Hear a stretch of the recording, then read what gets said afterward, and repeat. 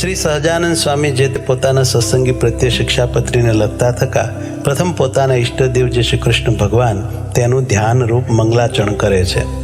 હું જે તે મારા હૃદયને વિશે શ્રી કૃષ્ણ ભગવાનનું ધ્યાન કરું છું તે શ્રી કૃષ્ણ કેવા છે? તો જેના ડાબા પડખાને વિશે રાધિકાજી રહ્યા છે અને જેના વક્ષસ્થળને વિશે લક્ષ્મીજી રહ્યા છે અને વૃંદાવનને વિશે વિહારના કરનારા છે અને વૃત્તાલય ગામને વિશે રહ્યા એવા જે સહજાનંદ સ્વામીજી અમે જે તે નાના પ્રકારના જે સર્વે દેશ તેમને વિશે રહ્યા એવા જે અમારા આશ્રિત સર્વે સત્સંગી તેમને ઉદ્દેશીને શિક્ષાપત્રીને લખીએ છીએ. શ્રી ધર્મદેવ થકી છે જન્મ જેમનો એવા જે અમારા ભાઈ રામપ્રતાપજી તથા ઈચ્છારામજી તેમના પુત્ર જે અયોધ્યા પ્રસાદજી નામે અને રઘુવીર નામે જેને અમે અમારા દત્તપુત્ર કરીને સર્વ સત્સંગીના આચાર્યપણાને વિશે સ્થાપન કર્યા છે તથા અમારા આશ્રિત એવા જે મુકુંદાનંદ આદિક નૈષ્ટિક બ્રહ્મચારી તથા અમારા આશ્રિત જે મયારામ ભટ્ટ આદિ ગ્રસ્ત સત્સંગી તથા અમારા આશ્રિત જે સુવાસની અને વિધવા એવી સર્વે બાઈઓ તથા મુક્તાનંદ આદિક જે સર્વે સાધુ એ સર્વે તેમણે પોતાના ધર્મની રક્ષાના કરનારા અને શાસ્ત્રને વિશે પ્રમાણરૂપ અને શ્રીમદ નારાયણની સ્મૃતિઓ સહિત એવા જે અમારા રૂડા આશીર્વાદ તે વાંચવા અને આ શિક્ષાપત્રી લખ્યાનું જે કારણ છે તે સર્વે તેમણે એકાગ્ર મને કરીને ધારવું અને આ શિક્ષાપત્રી જે અમે લખી છે તે સર્વે જીવના હિતની કરનારી છે અને શ્રીમદ ભાગવત પુરાણ આદિક જે સત્શાસ્ત્ર તેમણે જીવના કલ્યાણને અર્થે પ્રતિપાદન કર્યા એવા જે અહિંસા આદિક સદાચાર તેમને જે મનુષ્ય પાળે છે તે મનુષ્ય જે તે આલોક ને પરલોકને વિશે મહાસુખિયા થાય છે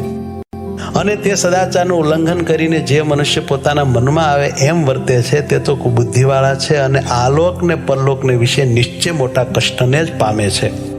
તે માટે અમારા શિષ્ય એવા જે તમે સર્વે તેમણે તો પ્રીતિય કરીને આ શિક્ષાપત્રીને અનુસરીને જ નિરંતર સાવધાનપણે વર્તવું પણ આ શિક્ષાપત્રીનું ઉલ્લંઘન કરીને વર્તવું નહીં.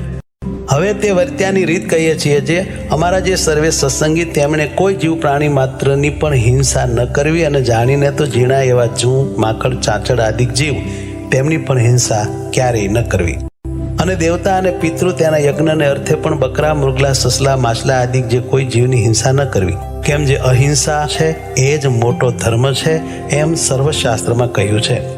અને સ્ત્રી ધન અને રાજ્ય તેની પ્રાપ્તિને અર્થે પણ કોઈ મનુષ્યની હિંસા તો કોઈ પ્રકારે ક્યારેય પણ ન જ કરવી અને આત્મઘાત તો તીર્થને વિશે પણ ન કરવો ને ક્રોધે કરીને ન કરવો અને ક્યારેય કોઈક અયોગ્ય આચરણ થઈ જાય તે થકી મુજાઈને પણ આત્મઘાત ન કરવો અને ઝેર ખાઈને તથા ગળે ટૂંપો ખાઈને તથા કૂવે પડીને તથા પર્વત ઉપરથી પડીને ઇત્યાદિ કોઈ રીતે પણ આત્મઘાત ન કરવો અને જે માંસ છે તે તો યજ્ઞનું શેષ હોય તો પણ આપતકાળમાં પણ ક્યારેય ન ખાવું અને 3 પ્રકારની સુરા અને 11 પ્રકારનું મદ્ય તે દેવતાનું નૈવેદ્ય હોય તો પણ ન પીવું અને ક્યારેક પોતા વતે કાંઈક અયોગ્ય આચરણ થઈ ગયું હોય અથવા કોઈ બીજા વતે અયોગ્ય આચરણ થઈ ગયું હોય તો શસ્ત્રાદિકે કરીને પોતાના અંગનું તથા બીજાના અંગનું છેદન ન કરવું અથવા ક્રોધે કરીને પણ પોતાના અંગનું તથા બીજાના અંગનું છેદન ન કરવું અને ધર્મ કરવાને અર્થે પણ અમારા સત્સંગી કોઈએ ચોરનું કર્મ ન કરવું ધણિયાતું જે કાષ્ટ પુષ્પ આદિક વસ્તુ તે તેના ધણીની આજ્ઞા વિના ન લેવી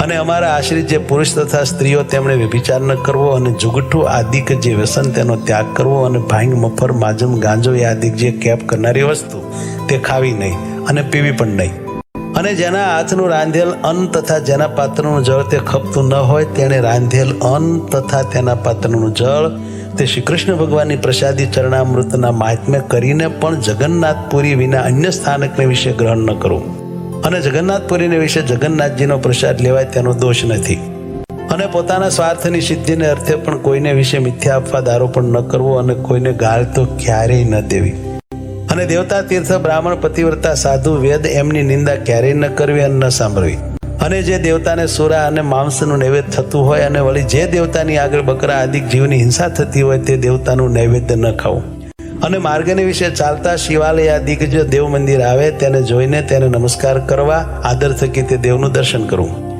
પોતપોતાના વર્ણાશ્રમનો જે ધર્મ તે કોઈ સત્સંગીએ ત્યાગ ન કરવો પરધર્મનું આચરણ ન કરવું પાખંડ ધર્મનું આચરણ ન કરવું તથા કલ્પિત ધર્મનું આચરણ ન કરવું જેના વચનને સાંભળવે કરીને શ્રી કૃષ્ણ ભગવાનની ભક્તિ ને પોતાનો ધર્મ એ બે થકી પડી જવાય તેના મુખ થકી ભગવાનની કથા વાર્તા ન સાંભળવી જે સત્ય વચન બોલવે કરીને પોતાનો દ્રોહ થાય તથા પારિકો દ્રોહ થાય એવું જે સત્ય વચન તે ક્યારેય ન બોલવું જે કૃતજ્ઞ હોય તેના સંગનો ત્યાગ કરવો, વ્યવહાર કાર્યને વિશે કોઈની લાંચ ન લેવી.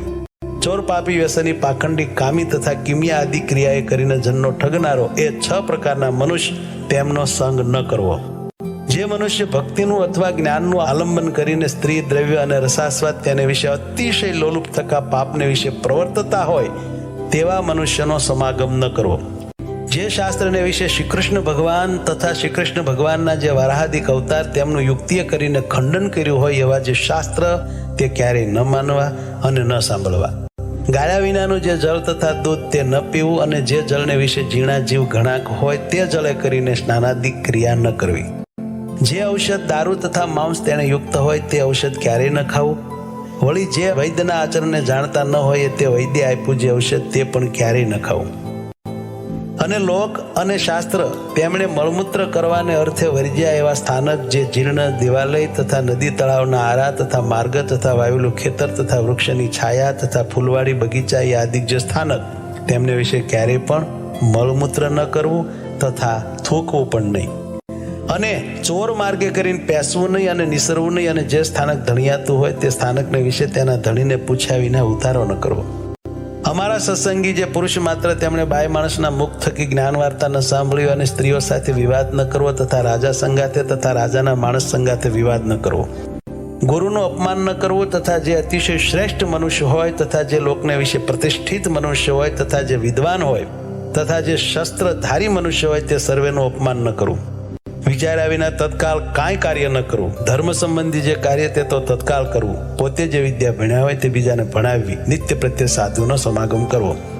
ગુરુદેવ અને રાજા એ ત્રણના દર્શનને અર્થે જ્યારે જવું ત્યારે ઠાલે હાથે ન જવું. કોઈનો વિશ્વાસઘાત ન કરવો. પોતાને મુખે કરીને પોતાના વખાણ ન કરવા. જે વસ્ત્ર પહેરે છકે પણ પોતાના અંગ દેખાય એવું જે ભૂંડું વસ્ત્ર તે અમારા સત્સંગી તેમણે ન પહેરવું. શ્રી કૃષ્ણ ભગવાનની જે ભક્તિ તે ધર્મે રહી તેવી કોઈ પ્રકારે ન કરવી.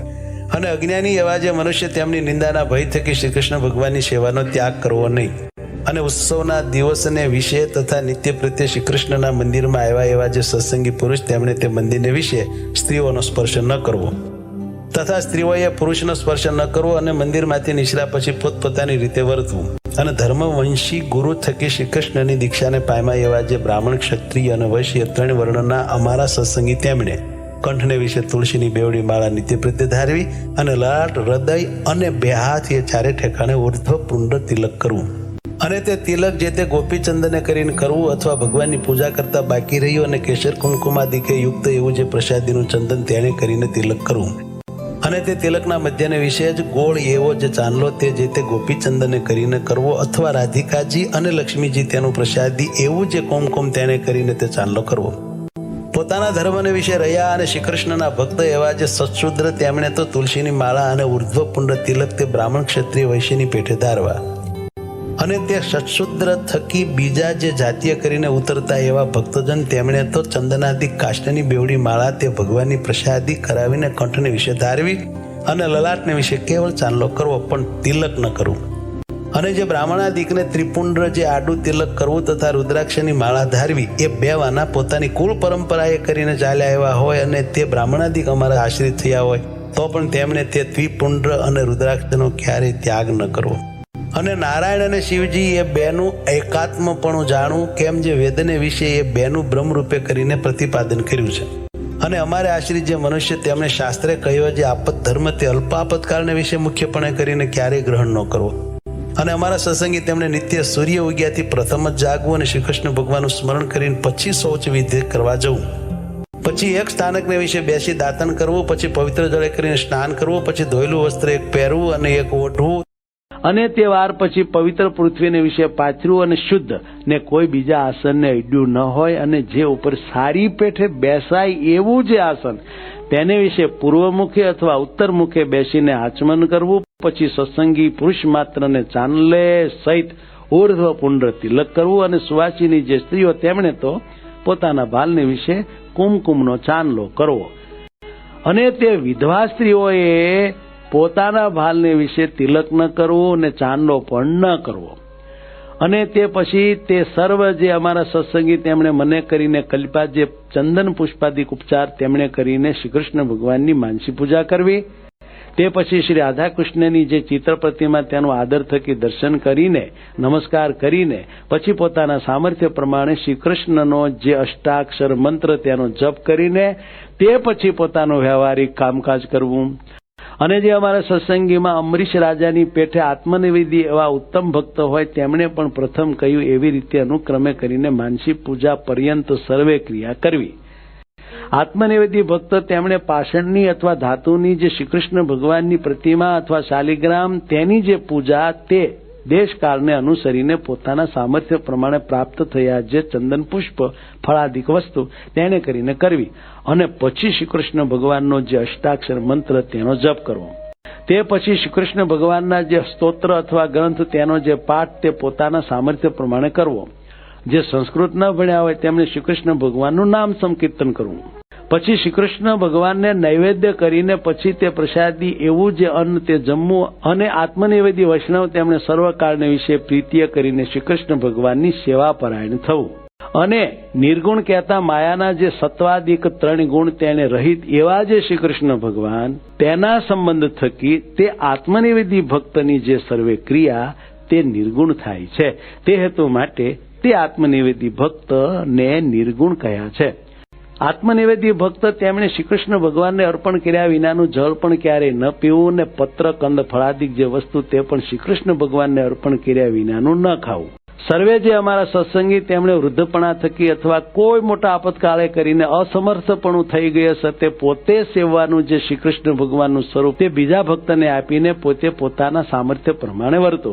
શ્રી કૃષ્ણનું સ્વરૂપ પોતાની સેવાને અર્થે ધર્મવંશના જે આચાર્ય તેમણે જ આપ્યું હોય અથવા તે આચાર્ય જે સ્વરૂપની પ્રતિષ્ઠા કરી હોય એ જ સ્વરૂપને સેવવું અને તે વિના બીજું જે શ્રી કૃષ્ણનું સ્વરૂપ તે તો નમસ્કાર કરવા યોગ્ય છે પણ સેવા યોગ્ય નથી. અમારા સર્વે સત્સંગી તેમણે નિત્ય પ્રત્યે સાયંકાળે ભગવાનના મંદિર પ્રત્યે જવું. તે મંદિરને વિશે શ્રી રાધિકાજીના પતિ એવા જે શ્રી કૃષ્ણ ભગવાન તેના નામનું ઉચ્ચ સ્વરે કરીને કીર્તન કરવું. શ્રી કૃષ્ણની કથા વાર્તા તે પરમ આદર થકી કરવીને સાંભળવી અને ઉત્સવને દિવસે વાજિંત્રે સહિત શ્રી કૃષ્ણના કીર્તન કરવા. અમારા આશ્રિત સર્વે સત્સંગી તેમણે જે પ્રકારે પૂર્વ કહ્યું એ પ્રકારે કરીને જ નિત્ય પ્રત્યે કરવું અને સંસ્કૃત અને પ્રાકૃત એવા જે સદગ્રંથ તેમનો અભ્યાસ પણ પોતાની બુદ્ધિને અનુસારે કરવો. જે મનુષ્ય જેવા ગુણે કરીને યુક્ત હોય તે મનુષ્યને તેવા કાર્યને વિશે વિચારીને જ પ્રેરવો. પણ જે કાર્યને વિશે જે યોગ્ય ન હોય તે કાર્યને વિશે તેને ક્યારેય ન પ્રેરવો. પોતાના જે સેવક હોય તે સર્વની પોતાના સામર્થ્ય પ્રમાણે અન્નવસ્ત્રાદિકે કરીને યથાયોગ્ય સંભાવના નિરંતર રાખવી. જે પુરુષ જેવા ગુણવાળો હોય તે પુરુષને તેવા વચને કરીને દેશકાળ અનુસારે યથાયોગ્ય બોલાવો પણ તેથી બીજી રીતે ન બોલાવો.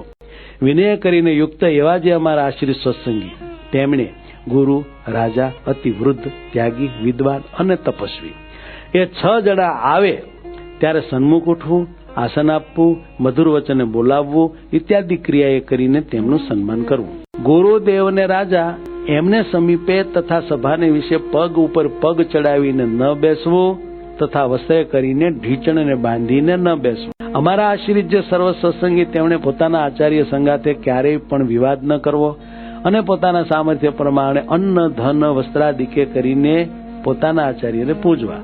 અમારા આશ્રિત તેમણે પોતાના આચાર્યને આવતા સાંભળીને આદર થકી તત્કાળ સન્મુખ જવું અને તે આચાર્ય પોતાના ગામથી પાછા પધારે ત્યારે ગામની ભાગોળ સુધી વળાવવા જવું.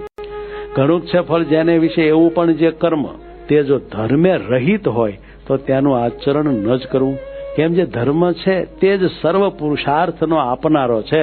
માટે કોઈક ફળના લોભે કરીને ધર્મનો ત્યાગ ન કરવો.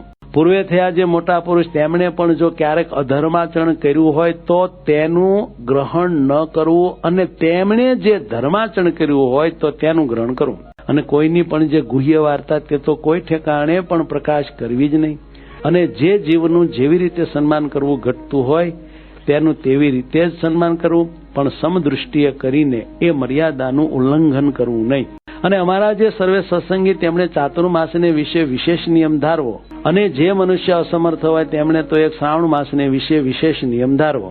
તે વિશેષ નિયમ તે કયા તો ભગવાનની કથાનું શ્રવણ કરવું, કથા વાંચવી, ભગવાનના ગુણનું કીર્તન કરવું, પંચામૃત સ્નાને કરીને ભગવાનની મહાપૂજા કરવી, ભગવાનના મંત્રનો જપ કરવો, સ્તોત્રનો પાઠ કરવો, ભગવાનને પ્રદક્ષિણાઓ કરવી તથા ભગવાનને સાષ્ટાંગ નમસ્કાર કરવા, એ જે 8 પ્રકારના નિયમ તે અમે ઉત્તમ માન્યા છે. તે માટે એ નિયમમાંથી કોઈ એક નિયમ ચોમાસાને વિશે વિશેષપણે ભક્તિએ કરીને ધારવો. સર્વે જે એકાદશીઓ તેમનું વ્રત આદર થકી કરવું, શ્રી કૃષ્ણ ભગવાનના જે જન્માષ્ટમી આદિ જન્મદિવસ તેમનું વ્રત આદર થકી કરવું તથા શિવરાત્રીનું વ્રત આદર થકી કરવું અને તે વ્રતના દિવસે મોટા ઉત્સવ કરવા. જે દિવસે વ્રતનો ઉપવાસ કર્યો હોય તે દિવસે અતિશય યત્ને કરીને દિવસની નિદ્રાનો ત્યાગ કરવો. કેમ જેમ મૈથુને કરીને મનુષ્યના ઉપવાસનો નાશ થાય છે તેમજ દિવસની નિદ્રાએ કરીને મનુષ્યના ઉપવાસનો નાશ થઈ જાય છે. સર્વ વૈષ્ણવના રાજા એવા શ્રી વલ્લભાચાર્ય તેના પુત્ર જે શ્રી વિઠ્ઠલનાથજી તે વ્રત અને ઉત્સવના નિર્ણયને કરતા હવા અને તે વિઠ્ઠલનાથજીએ કર્યો જે નિર્ણય તેને જ અનુસરીને સર્વે વ્રત ને ઉત્સવ કરવા અને તે વિઠ્ઠલનાથજીએ કહી જે શ્રી કૃષ્ણની સેવા રીતિ તેનું જ ગ્રહણ કરવું. સર્વે જે અમારા આશ્રિત તેમણે દ્વારિકા આદિ તીર્થ તેમની યાત્રા પોતાના સામર્થ્ય પ્રમાણે યથાવિધિએ કરીને કરવી. વળી પોતાના સામર્થ્ય પ્રમાણે દીનજનને વિશે દયાવાન થવું. અમારા જે આશ્રિત તેમણે વિષ્ણુ, શિવ, ગણપતિ, પાર્વતી અને સૂર્ય એ 5 દેવ પૂજ્યપણે કરીને માનવા. જો ક્યારેક ભૂત પ્રેતાદિકનો ઉપદ્રવ થાય ત્યારે તો નારાયણ કવચનો જપ કરવો, હનુમાનજીના મંત્રનો જપ કરવો, પણ એ વિના બીજા કોઈ ક્ષુદ્ર દેવના સ્તોત્ર અને મંત્રનો જપ ન કરવો.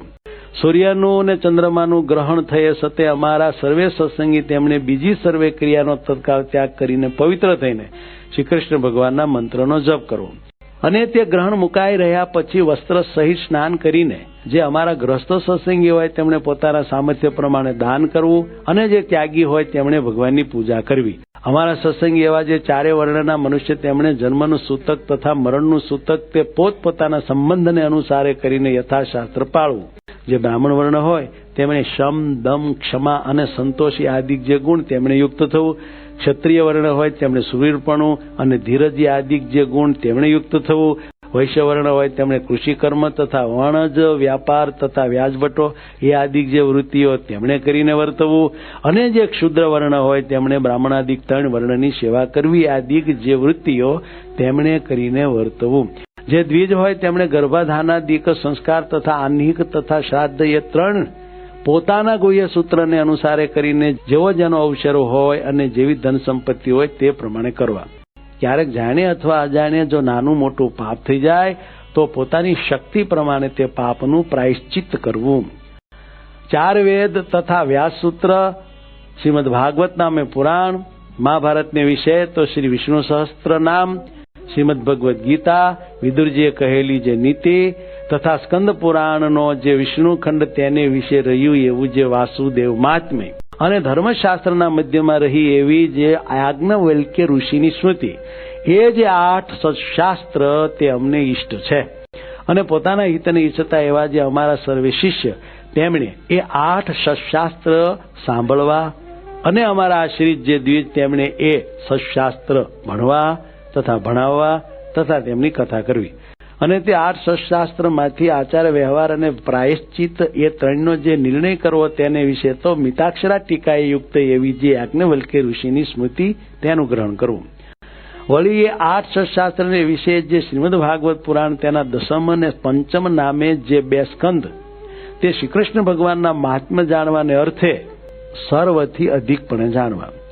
અને 10મ સ્કંદ તથા 5મ સ્કંદ તથા યાજ્ઞવલ્ક્યની સ્મૃતિ એ જે 3 તે અનુક્રમે કરીને અમારું ભક્તિશાસ્ત્ર, યોગશાસ્ત્ર અને ધર્મશાસ્ત્ર છે. કહેતા 10મ સ્કંદ તે ભક્તિશાસ્ત્ર છે અને 5મ સ્કંદ તે યોગશાસ્ત્ર છે અને યાજ્ઞવલ્ક્યની સ્મૃતિ તે ધર્મશાસ્ત્ર છે એમ જાણવું. શ્રી રામાનુજાચાર્યે કર્યું એવું જે વ્યાસ સૂત્રનું શ્રી ભાષ્ય તથા શ્રી ભગવદ્ ગીતાનું ભાષ્ય એ જે 2 તે અમારું આધ્યાત્મ શાસ્ત્ર છે એમ જાણવું. અને એ સર્વે સત્શાસ્ત્રને વિશે જે વચન તે જે તે શ્રી કૃષ્ણ ભગવાનનું સ્વરૂપ તથા ધર્મ તથા ભક્તિ તથા વૈરાગ એ 4ના અતિ ઉત્કર્ષપણાને કહેતા હોય તે વચન બીજા વચન કરતા પ્રધાનપણે માનવા અને શ્રી કૃષ્ણ ભગવાનની ભક્તિ તે ધર્મે સહિત જ કરવી. એવી રીતે તે સર્વે સત્શાસ્ત્રનું રહસ્ય છે. અને શ્રુતિ સ્મૃતિ તેમણે પ્રતિપાદન કર્યો એવો જે સદાચાર તે ધર્મ જાણવો, અને શ્રી કૃષ્ણ ભગવાનને વિશે મહાત્મ્ય જ્ઞાને સહિત જે ઘણો સ્નેહ તે ભક્તિ જાણવી, અને શ્રી કૃષ્ણ ભગવાન વિના અન્ય પદાર્થમાં પ્રીતિ નહીં તે વૈરાગ્ય જાણવો, અને જીવ માયા અને ઈશ્વર તેમના સ્વરૂપને જે રૂઢી રીતે જાણવું તેને જ્ઞાન કહીએ. જે જીવ છે તે હૃદયને વિશે રહ્યો છે ને અણુસરખો સૂક્ષ્મ છે ને ચૈતન્યરૂપ છે ને જાણનારો છે, અને પોતાની જ્ઞાન શક્તિએ કરીને નખથી શિખા પર્યંત સમગ્ર પોતાના દેહ પ્રત્યે વ્યાપીને રહ્યો છે, અને અચ્છેદ્ય અભેદ્ય અજર અમર ઇત્યાદિ છે લક્ષણ જેના એવો જીવ છે એમ જાણવો. અને જે માયા છે તે ત્રિગુણાત્મિકા છે ને અંધકારરૂપ છે ને શ્રી કૃષ્ણ ભગવાનની શક્તિ છે, અને આ જીવને દેહ તથા દેહના જે સંબંધી તેમને વિશે અહમ મમત્વની કરાવનારી છે એમ માયાને જાણવી. અને જે ઈશ્વર છે તે જેમ હૃદયને વિશે જીવ રહ્યો છે તેમ તે જીવને વિશે અંતર્યામીપણે કરીને રહ્યા છે ને સ્વતંત્ર છે ને સર્વ જીવને કર્મ ફળના આપનારા છે એમ ઈશ્વરને જાણવા. અને તે ઈશ્વર તે કયા? તો પરબ્રહ્મ પુરુષોત્તમ એવા જે શ્રી કૃષ્ણ ભગવાન તે ઈશ્વર છે, અને તે શ્રી કૃષ્ણ આપણા ઈષ્ટદેવ છે ને ઉપાસના કરવા યોગ્ય છે ને સર્વ અવતારના કારણ છે. અને સમર્થ એવા જે શ્રી કૃષ્ણ તે રાધિકાએ યુક્ત હોય ત્યારે રાધાકૃષ્ણ એવે નામે જાણવા, અને રૂકમણી રૂપ જે લક્ષ્મી તેમણે યુક્ત હોય ત્યારે લક્ષ્મીનારાયણ એવે નામે જાણવા, અને એ શ્રી કૃષ્ણ અર્જુને યુક્ત હોય ત્યારે નરનારાયણ એવે નામે જાણવા, અને વળી તે શ્રી કૃષ્ણ બળભદ્રાદિકને યોગ્ય કરીને તે નામે કહેવાય છે એમ જાણવું. અને એ જે રાધાદિક ભક્ત તે ક્યારેક તો તે શ્રી કૃષ્ણ ભગવાનને પડખે હોય છે, ક્યારેક તો અતિ સ્નેહ કરીને શ્રી કૃષ્ણ ભગવાનના અંગને વિશે રહે છે, ત્યારે તો તે શ્રી કૃષ્ણ ભગવાન એકલા જ હોય એમ જાણવા. એ હેતુ માટે એ શ્રી કૃષ્ણ ભગવાનના જે સ્વરૂપ તેને વિશે સર્વ પ્રકારે કરીને ભેદ ન જાણવો, અને ચતુર્ભુજપણું, અષ્ટભુજપણું, સહસ્ત્રભુજપણું ઇત્યાદિ જે ભેદ જણાય છે તે તો દ્વિભુજ એવા જે શ્રી કૃષ્ણ ભગવાન તેમની ઈચ્છાએ કરીને છે એમ જાણવું. એવા શ્રી કૃષ્ણ ભગવાન તેની જે ભક્તિ તે પૃથ્વીને વિશે સર્વ મનુષ્ય તેમણે કરવી, અને તે ભક્તિ થકી બીજું કલ્યાણકારી સાધન કાંઈ નથી એમ જાણવું. અને વિદ્યાર્થી ગુણવાળા જે પુરુષ તેમના ગુણવાનપણાનું એ જ પરમ ફળ જાણવું. કયું? તો જે શ્રી કૃષ્ણ ભગવાનને વિશે ભક્તિ કરવી ને સત્સંગ કરવો, અને એ ભક્તિ ને સત્સંગ એ બે વિના તો વિદ્વાન હોય તે પણ અધોગતિને પામે છે. અને શ્રી કૃષ્ણ ભગવાન તથા શ્રી કૃષ્ણ ભગવાનના જે અવતાર તે ધ્યાન કરવા યોગ્ય છે, તથા શ્રી કૃષ્ણ ભગવાનની જે પ્રતિમા તે પણ ધ્યાન કરવા યોગ્ય છે, માટે એમનું ધ્યાન કરવું. અને મનુષ્ય તથા દેવાદિક જે જીવ તે તો શ્રી કૃષ્ણ ભગવાનના ભક્ત હોય અને બ્રહ્મવેતા હોય તો પણ ધ્યાન કરવા યોગ્ય નથી, માટે એમનું ધ્યાન ન કરવું. અને સ્થૂળ સૂક્ષ્મ ને કારણ એ જે ત્રણ દેહ તે થકી વિલક્ષણ એવો જે પોતાનો જીવાત્મા તેને બ્રહ્મરૂપની ભાવના કરીને પછી તે બ્રહ્મરૂપે કરીને શ્રી કૃષ્ણ ભગવાનની ભક્તિ સર્વકાળને વિશે કરવી.